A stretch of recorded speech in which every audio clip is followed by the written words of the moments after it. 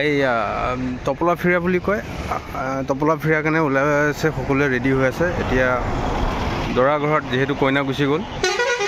দৰা ঘৰত সকলোৱে যাব ৰেডি হৈ আছে এফালে আমাৰ ভিনি যাব গাড়ীবোৰ ৰেডি হৈ আছে আহি যাব টপলা ফিৰাৰ কাৰণে সকলো ৰেডি হৈ আছে মানে দৰা ঘৰত যাবলৈ যেহেতু ছোৱালী দি পঠালে ছোৱালীক ভালকৈ ৰাখিছে নে নাই দুদিন পিছতে যাবলৈ ওলাই আছে যেহেতু তেওঁলোকে মাতিছে এজাক আমাৰ ইউটিউবৰ ৱাইফ বুজি পালে ৰাইজ